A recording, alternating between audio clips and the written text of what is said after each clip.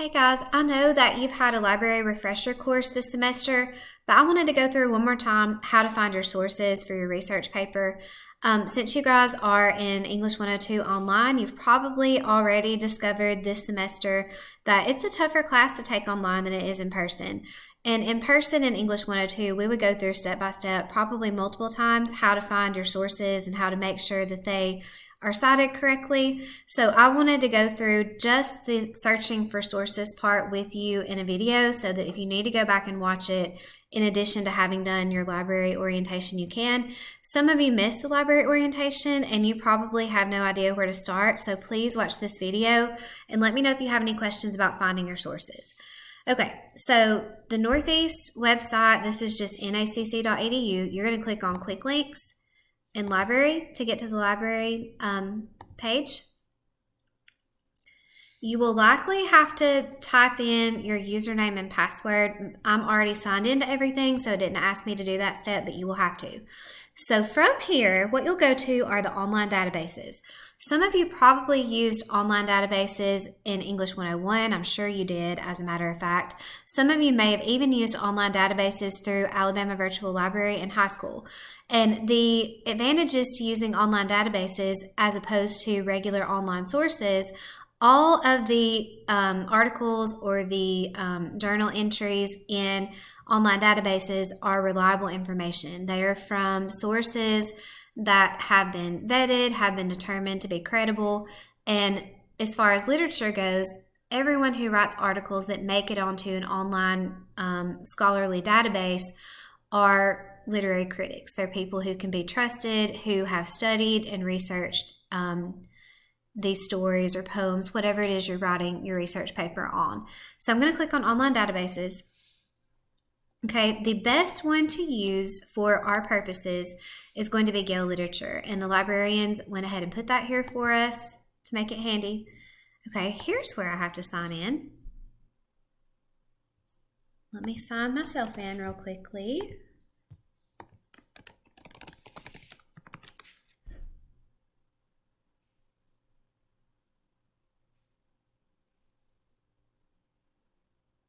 Okay.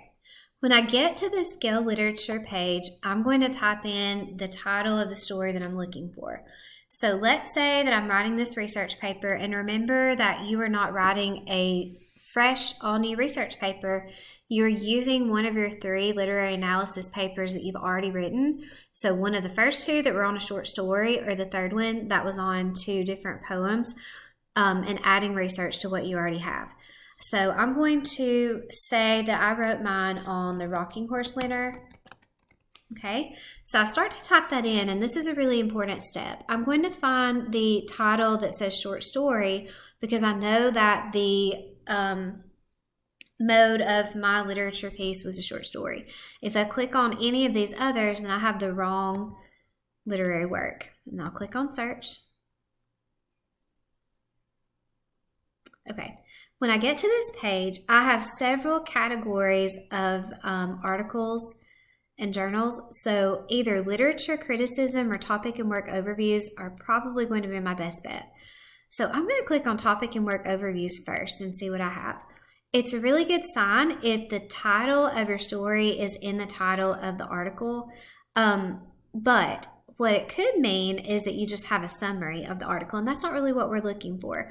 We're looking for articles that talk about the literary elements that we've chosen to write about, okay? Let's click on this one just to check it out. And remember, when you're deciding if a source is valuable to you in your paper, in our case, since we already have a paper written, we're looking for something that has at least a sentence or 2 that pertains to the topic we've already chosen.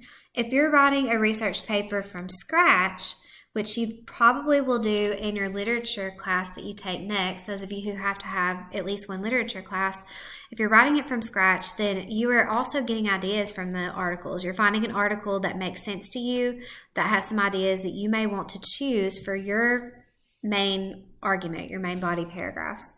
So if I scan over this, I don't want to read it all word for word. I don't want to spend 20 or 30 minutes looking at this article because I just need to determine if it's even valuable for me.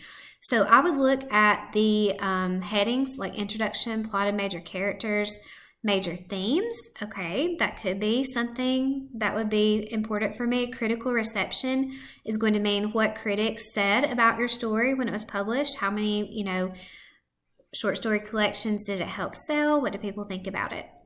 So this could possibly be valuable for me.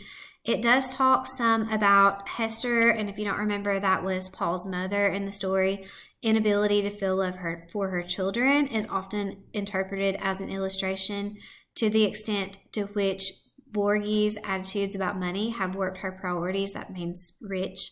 So if you wrote something about how Hester is not a good mother, that she's obsessed with money, that maybe money is a symbol in the story, then that might be a good source for you. So let's say that we have decided that this is a good source for our research paper. The next step I'm going to do, and another cool feature, if I decide that this sentence about, where was it? This first sentence about the materialism in the story and the symbols. If I decide that that is something I definitely want to use in my paper, I can highlight it, okay? And then I can download this article as a PDF, and it will save what I've already highlighted. So very cool. So that comes to the equivalent of actually printing out these sources and highlighting, which is what I have my online class, my in-person classes do. So then I would, click on download and save it to my computer. I suggest that while you're working on this research paper, and we're doing 2 drafts, remember, that you create on your desktop a folder and just title it Research Paper Stories and save Research Paper Articles, and save all of your articles that you intend to use there. Okay, I'm going to show you one more thing. The other thing that's really important is to cite this. So click on Cite, and this is also at the bottom of the article, and go ahead and copy and paste this citation. Make sure you're in MLA, not APA or Chicago style, and copy and paste this. And you know that when you use, let's say that I use that highlighted sentence in my paper, this last name is what's going to go in my parentheses. Whatever appears first in this citation, I'll go over this again in the other video, is what needs to be in my parentheses. Because the whole purpose of a works cited page is so that whoever's reading my essay knows where I got my information. They can go to this website, this article themselves, and read further to learn more about whatever I've written about, okay? So if we don't make it easy for our reader to do that, if we put something later in the citation in parentheses, it's not going to be easy for them to flip to our reference page and find that. In some research papers that are like in graduate school or professional, those people may have 3 or 4 pages of works cited citations, and so they need to be in alphabetical order. They need to be easy to find, okay? All right, so I'm going to find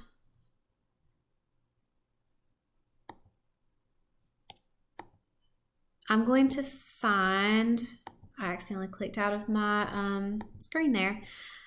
This is the requirements for the research paper. I'm going to find a minimum of 4 of those sources in addition to my story or my poems. So you don't have to use all 4 sources in your paper, but you do have to use at least 3. One more thing that I meant to click on before I exited out of that library website is that I may want to click on Get Link and the permalink. I would also go ahead and create a rough draft of your works cited page and copy and paste all the citations. Okay, if you save them in a folder like I showed you to, then you should already have them on each source, but it won't hurt to go ahead and start a works cited page where you have them there. That way, all you have to do is add that to your research paper once you type it. Let me know, as always, if you have any questions about finding your sources or determining if a source is useful to you. And remember, you have to have 4 in addition to your textbook.